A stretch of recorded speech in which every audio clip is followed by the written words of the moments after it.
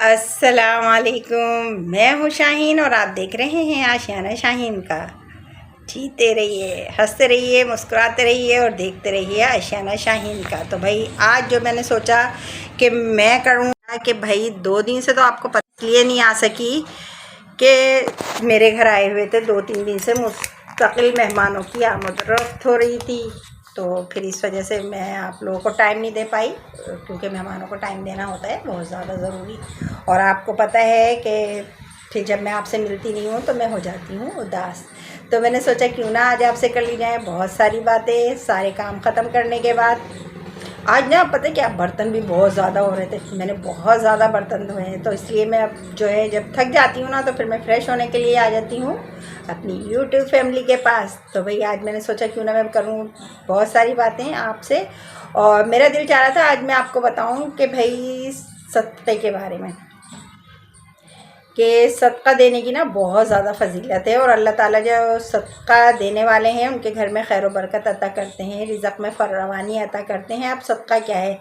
सदका जैसी हमारी हैसियत है हम अपने हिसाब से सदका देंगे। ज़रूरी नहीं कि हम बहुत बड़ी बड़ी चीज़ों का सदका करें तो वही सदका है।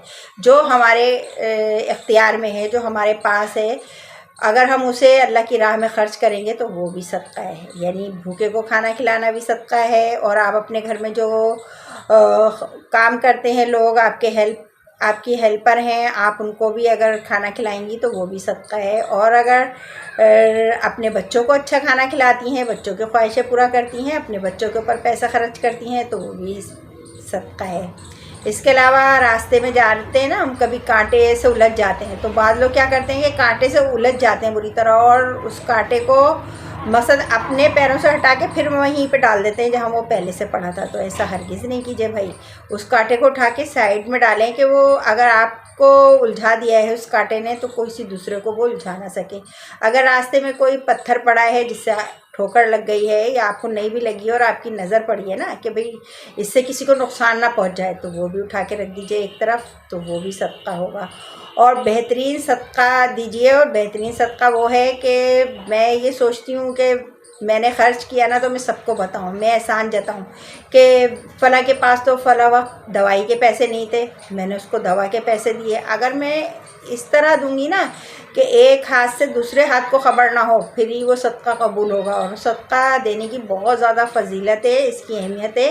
ये तमाम बीमारियों को, दुखों को और अल्लाह ताला के गुस्से को ठंडा करता है। तो सदका जो है ना इतनी बेहतरीन चीज़ है कि अगर आपको पता लग जाए ना कि सदका देने के क्या क्या फ़ायदे हैं,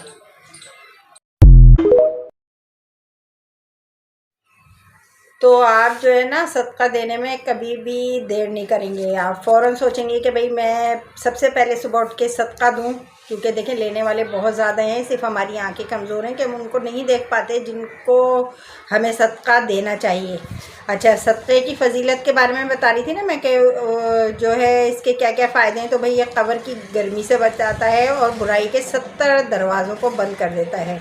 और किसी से मुस्कुरा कर मिलना, किसी बीमार से और अपने गरीब लोगों से जो बहुत ज़्यादा बेचारे कभी कभी नर्वस भी होते हैं ना हमसे मिलते वक्त, तो उनसे मुस्कुरा के मिलें, मोहब्बत से मिलें और उनको ये यकीन दिलाएं कि हम आपसे बहुत मोहब्बत करते हैं।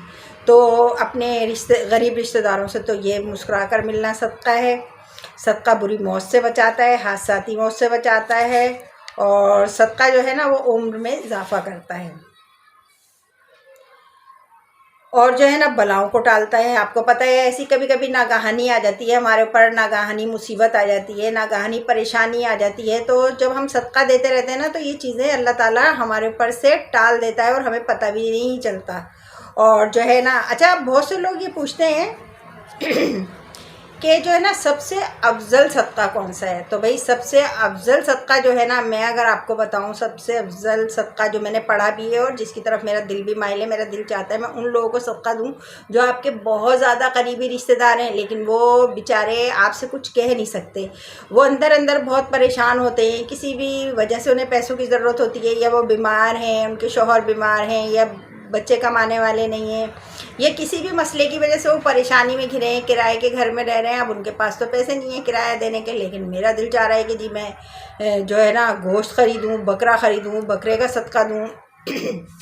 تو ایسا نہیں کریں نا بھائی، جو ہمارے قریبی رشتہ دار ہیں، جو ہم سے منہ سے نہیں بول پا رہے اور خوددار ہیں، شرمندہ ہو رہے ہیں، تو ہم انہیں اس طرح صدقہ دیں کہ ان کو پتہ بھی نہ لگے اور ہماری چیز ان تک پہنچ جائے، تو اللہ تعالیٰ ان باتوں سے ہوتا ہے بہت زیادہ خوش۔ اچھا، اس کا سب سے اچھا طریقہ یہ ہے کہ جب آپ صدقہ دیں یا وہ دیں تو اس طرح دیں کہ ان کو خود بھی نہیں پتہ لگے نا کہ بھئی بعض لوگ بہت زیادہ خوددار ہوتے ہیں، وہ لینا پسند نہیں کرتے اور اندر اندر پریشان رہتے ہیں۔ میں نے بہت سی جگہ پر ایسا دیکھا ہے کہ بعض لوگ اتنے بیمار ہوتے ہیں اور اپنی دوا بھی نہیں لے پاتے، لیکن وہ اپنے امیر رشتہ داروں سے کچھ کہہ نہیں پاتے۔ اس طرح بھی میں نے دیکھا ہے کہ بہت زیادہ بیمار رہتے ہیں اور اللہ توبہ توبہ ان کی موت ہوتے بھی دیکھی ہے میں نے۔ تو بھائی ڈھونڈیے، اپنی نظر کو اس معاملے میں ایکٹیو رکھیے کہ کون حقدار ہے صدقہ لینے کا، کون حقدار ہے۔ جو آپ کی اتنی ساری تنخواہ آ رہی ہے وہ صرف آپ کی تھوڑی ہے، آپ اس میں سے لوگوں کی مدد کریں، وہ صرف پیسے وہ صرف آپ کے نہیں ہیں، وہ اللہ تعالیٰ نے آپ کو دی، وہ اللہ تعالیٰ جو آپ کو بے تحاشا رزق دے رہے ہیں نا، آپ کے شوہر اچھی تنخواہ لا رہے ہیں ماشاءاللہ، آپ کے بیٹے اچھی تنخواہ لا رہے ہیں، آپ کے اور بھی بہت سے ذرائع ایسے ہیں جس سے آپ کو پیسہ مل رہا ہے، تو آپ اس میں سے یہ نہیں سمجھیں کہ جو پیسہ آیا ہے نا بس میرا اور میرے بچوں کا ہے۔ بے شک آپ کا اور آپ کے بچوں کا ہے، آپ کے شوہر کا ہے، آپ کے اہل خانہ کا ہے، لیکن اس میں سے کیجیے غریب رشتہ داروں کی ایسی مدد جو سامنے والے کو بھی نہ پتہ لگے اور آس پاس بھی پتہ نہ لگے، بلکہ یہاں تک لکھا ہے کہ دائیں ہاتھ سے دیں تو بائیں ہاتھ کو خبر نہ ہو۔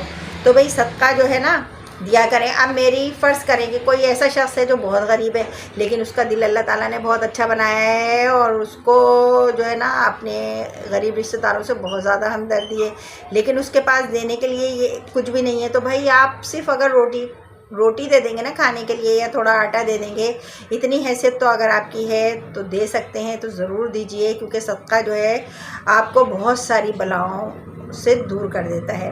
اچھا، اب یہ بھی بعض لوگ پوچھتے ہیں کیا صدقہ جو ہے وہ دعا کی شکل میں بھی ہو سکتا ہے، یعنی دعا دینا بھی صدقہ ہے؟ تو یقین کیجئے کہ دعا دینا بھی بہت بڑا صدقہ ہے۔ آپ سچے دل سے کسی کے لیے دعا کریں، اللہ تعالیٰ سے اس کی مشکلات کو دور کرنے کے لیے دعا کریں گے نا تو اس کی مشکلات تو دور ہوں گی آپ کی انشاءاللہ تعالیٰ آپ کی دعاؤں سے، لیکن آپ کی بھی زندگی میں جو مشکلات ہیں، اگر آپ سمجھ رہی ہیں میری زندگی میں کوئی مشکل نہیں ہے، تو آنے والی اگر مشکلات ہیں نا جن کا ہمیں علم نہیں ہوتا، تو انشاءاللہ تعالیٰ وہ بھی مشکلات آپ سے بہت دور چل جائیں گی۔ کہ صدقہ وہ چیز ہے جو ہمیں جو ہے بہت ساری بلاؤں سے، تکلیفوں سے، پریشانیوں سے، مصیبتوں سے دور کر دیتا ہے۔ اور بھئی روٹی کی، چاول کی، رزق کی، پانی کی کیجیے بہت زیادہ عزت۔ کسی کو پتہ ہے آپ کو کسی کو پانی پلانا بھی صدقہ ہے۔ اچھا، اب بعض لوگ پوچھتے ہیں کیا پرندوں کو دینا بھی صدقہ ہے؟ تو بالکل پرندوں کو دینا بھی صدقہ ہے۔ اچھا، کس طرح؟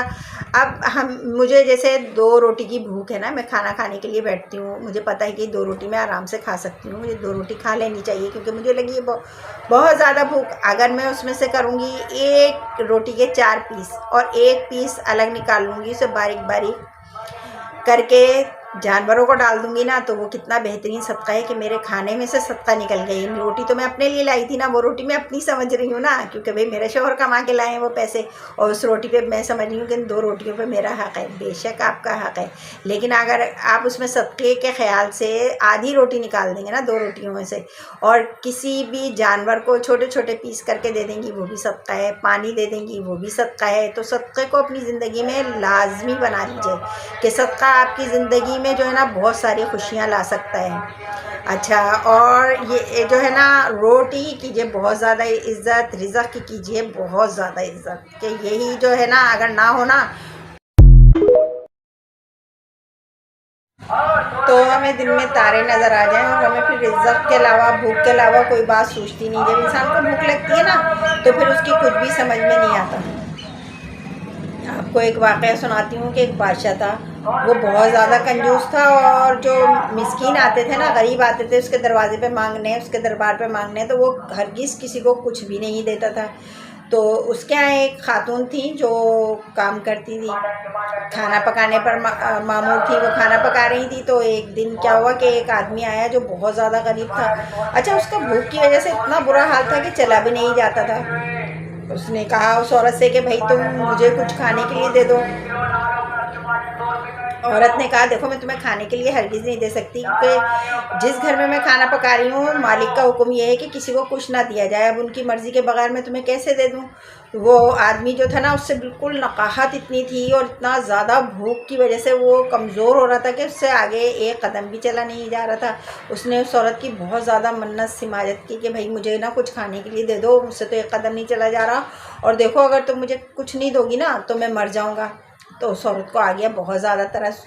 وہ روٹیاں پکا رہی تھی تو تھوڑا سا آٹا جو بچا نا اس نے چھوٹی چھوٹی 2 روٹیاں پکائیں اور اس فقیر کو دے دیں، یا اس آدمی کو دے دیں جو بہت غریب تھا اور مانگ رہا تھا. وہ آدمی خاموشی سے روٹی لے کے اور جلدی جلدی چلا کہ میں آگے جا کے کھانا کھا لوں گا. تو جو بادشاہ کے سپاہی تھے انہوں نے دیکھا یہ آدمی اس طرح کیوں جا رہا ہے، تلاشی لی تو پتہ لگا اس کے پاس تو 2 روٹیاں ہیں.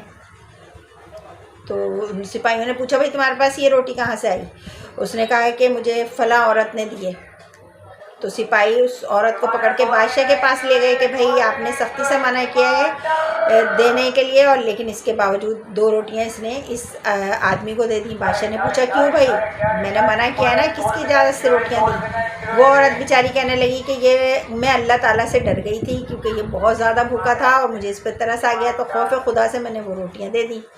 بادشاہ نے کہا اچھا جب ہم نے منع کیا تھا تو تمہیں خوف خدا اتنا تھا کہ تم نے اس کو روٹیاں دے دی ہمارے حکم کے بغیر، جاؤ اس کے دونوں ہاتھ کاٹ دو. اس بیچاری عورت کے دونوں ہاتھ کاٹ دیے گئے. اس کے 2 چھوٹے چھوٹے بیٹے تھے، وہ ان کو لے کر نہر کی طرف چلی، اپنے گھر کی طرف چلی. راستے میں ایک نہر آئی. اب بچہ جو تھا نا وہ گرمی کے دن بہت زیادہ پیاسا ہو گیا، وہ پانی پینے کے لیے گیا تو ڈبکیاں کھانے لگا. ڈوبنے لگا تو اس نے اپنے بڑے بیٹے سے کہا جلدی سے جاؤ اور بھائی کو بچاؤ، کیونکہ اس کے تو دونوں ہاتھ نہیں تھے عورت کے. بھائی بچانے کے لیے گیا، بڑا بیٹا تو وہ بھی ڈوب گیا، دونوں بچے بھی ڈوب گئے اور اس کے ہاتھ بھی کٹ گئے. وہ تو بلبلانے لگی، رونے لگی، تڑپنے لگی کہ وہاں ایک شخص آیا اور پوچھا تو اس طرح کیوں رو رہی ہے، ایسا بلبلانا تڑپنا مجھ سے دیکھا نہیں جا رہا، بتا تو صحیح آخر ماجرا کیا ہے. تو اس عورت نے کہا مجھ سے کچھ بھی نہیں پوچھو، مجھ سے کچھ بھی نہیں پوچھو، میں اس وقت میں جو ہوں نا بہت بے بس ہوں، پریشان ہوں، مجبور ہوں، اور میں نہیں چاہتی کہ میں زندہ رہوں، لہٰذا میں اس نہر میں جو ہے کود کر جان دے دینا چاہتی ہوں. آنے والے شخص نے اس سے کہا کہ بھائی جو بھی ماجرا ہے مجھے بیان کرو، ہو سکتا ہے میں تمہاری کچھ مدد کر سکوں.